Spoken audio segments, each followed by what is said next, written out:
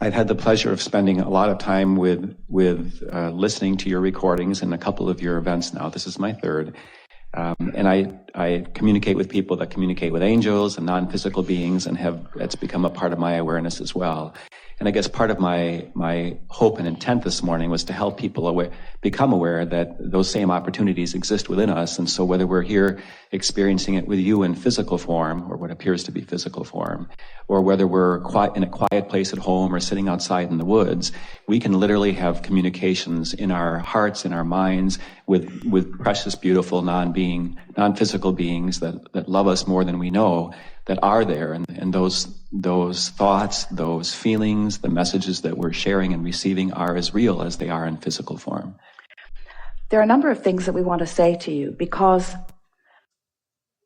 you understand that it is your perception that we are talking about. Mm-hmm. That just because you're not perceiving it, anyone is not perceiving it, doesn't mean that it is not there to be perceived. And perception is just like tuning a radio dial. The signal's there, you just got to tune into the frequency of it. So we liked your words as you were talking about the oneness. That usually sets people sort of out of sorts a little bit, because it's clear that you are individually sitting on these chairs, clump, clump, clump, clump, clump, clump. And it's clear that you've come with different intentions, that there is a variety. In other words, in this oneness, there is variety that adds to the perpetuation, to the eternalness of the whole, because it's in those different characteristics that new ideas are born. And so the difference really is what allows and is the reason for expansion. So we don't want to become too same, because expansion then would not be as satisfying as it is. When you are, in your example, out in the woods and enjoying the beauty of what's there, there's something so essential that we want to impart to you, and we think this is the perfect time to do it. Esther has been exploring her relationship not only with us, but with Jerry from his non-physical perspective. And she's having such a real experience with him that from time to time, as she contemplates what the things she's living and the things that we are repeating about what she is living, how they would feel to the world at large who is on a different frequency, who would be saying things to Esther like, you need to just let go, girl, and get a grip. And Esther says to this imaginary friend, who she occasionally hears say that to her, I have no intention of ever doing that, because this is what Abraham's message has always been about. It's always been about helping us to understand our relationship with this whole picture. So the other day she was sitting overlooking her swimming pool in Texas and looking out into the beautiful trees that were on the other side of it and contemplating some ideas that felt new to her, new and exciting, new and breathtakingly exciting. And as she focused upon them and felt us reveling with her in the new idea, the trees began applauding. Now, what that means in literal terms is there are a bunch of critters that Esther doesn't even know what they're called, who rub their legs together and make a racket. And there must be 1 million of them because of the volume that they produce. And she'd been sitting there for hours. She'd been working on the book. She had been editing some recordings. She'd been out there all morning and had not heard a peep from any of them until she found this new thought, and they all applauded in unison. And Esther thought, nobody's ever going to convince me that this isn't non-physical, orchestrating something that pleases me in order to help me feel that we're all in this togetherness of all of that. And it's interesting because here is Esther, a sophisticated human, living in a very expansive life, on top of the world in all regards, participating with non-physical, which is the broadest other end of the spectrum, and communicating also with insects in the same moment. We are all in this together. In other words, there is a knowledge that is available, and everyone is getting from it whatever they are needing from wherever they are, and it's perfect, you see. She liked that. She liked it a lot. In fact, she sat there for quite a while and tried to get them to do it again, and they wouldn't. It was time for a new thought, apparently. Yeah. We only applaud when something good happens. They were non-responsive to her request. And so more day passed, and she was thinking and speaking to someone about how much she enjoys her absolute knowing that Jerry is aware of her all the time. And then she went on to say how much she likes it when there is physical evidence of that. And there's a part of her that doesn't want to ask for the physical evidence because it's a little lack-based. Mm-hmm. And a part of her that wants to ask for it because it's very much fun. So that was right where she was resting in the thought. So she got in the car, opened the garage door from the button on the wall, backed out. She'd been in and out of the garage 2 or 3 times that morning already with the car. Backed out, pushed the button on her visor to make the garage door go down, and it went down partway and went back up, like it does if something's blocking the sensor. She said, "Jerry, get out of the way." "I know it's you." Pushed it again. It went down a little bit, went back up. So she got out, sort of waved her blouse in the airway.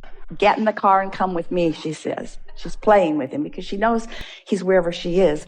But she knew for sure that he was standing there with his energy and that it was keeping the garage door from closing. Now, Esther knows that much of the world would just think she's nuts, but there's no reason for the door to open and close and then open and not close. In other words, there was nothing obstructing it other than energy that she had asked for. So it was a sort of, do any of you see auras?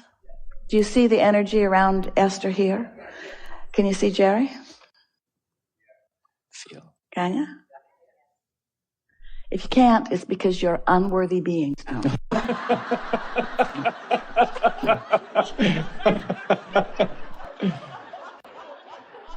That was Jerry. So you get to decide how you play with this. In other words, the message that we most want our physical friends to hear about this subject, and it is not bigger and not smaller than this simple understanding. We want you to understand the all in this togetherness of it, as you so powerfully presented here as we began. But we want you to understand the continuity that we are all about.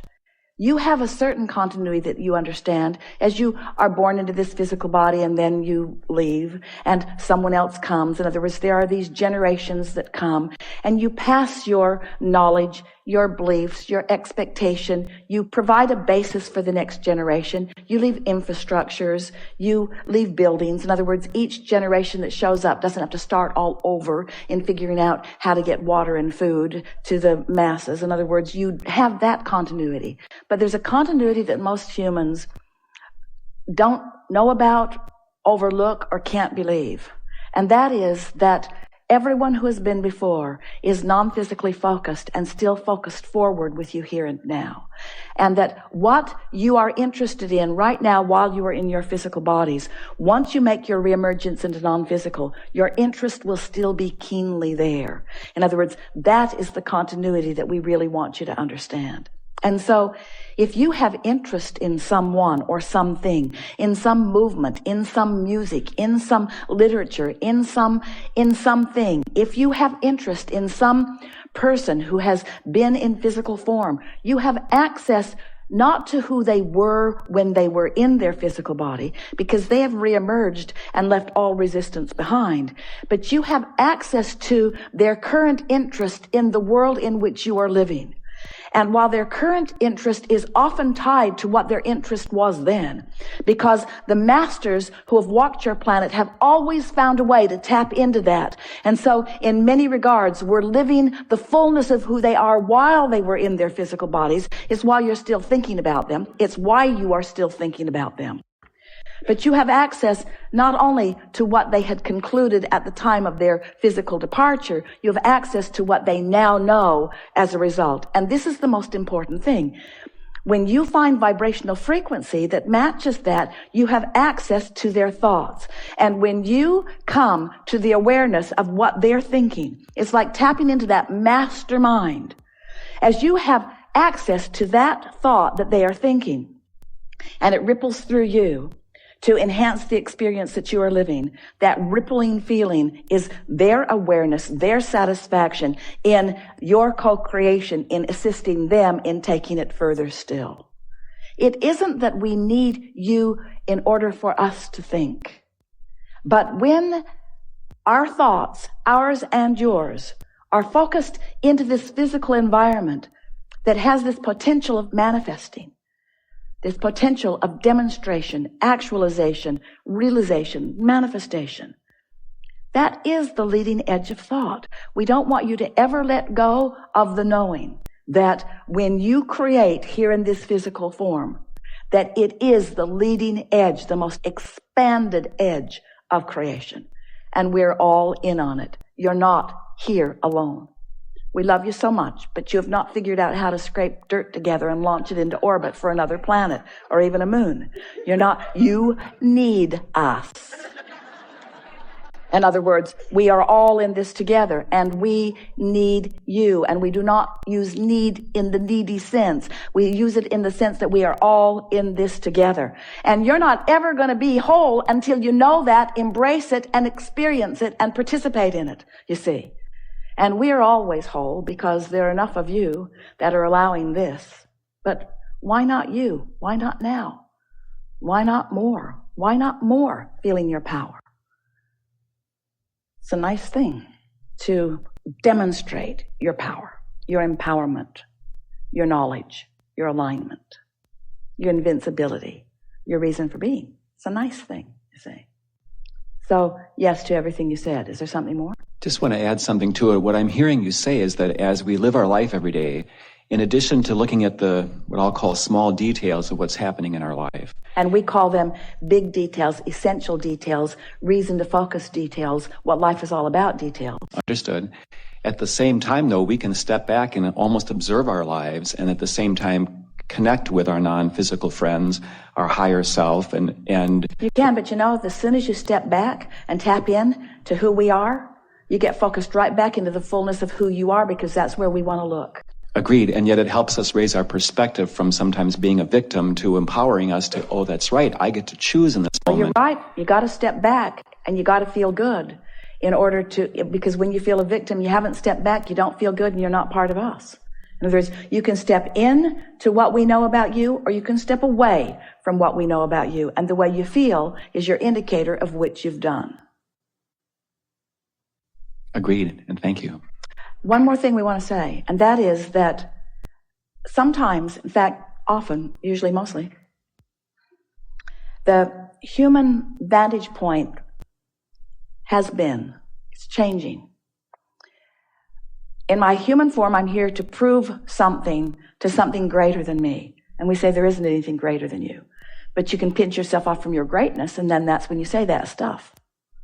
But when you understand that you're not proving anything to anyone because no one's testing you or challenging you, and you relax in to the fullness of who you are by trying to get on that high-flying disc until you get there and owning it, it isn't until that feeling of invincibility and that feeling of empowerment and that feeling of steady love and that feeling of upliftment is yours that you can really, really, really, we know you're getting it conceptually. Well, you've practiced this for 30 or 60 days and you're really going to understand it. The difference between the word clarity and the word confusion, you understand. But the difference between the feeling of clarity and the feeling of confusion is, oh, so worth demonstrating to yourself, you see. And you haven't been clear until you have infinite intelligence focused with you moment by moment. That's clarity, you see. And anything less than that is just screwy. Yeah. Really good. Thank you. Yeah.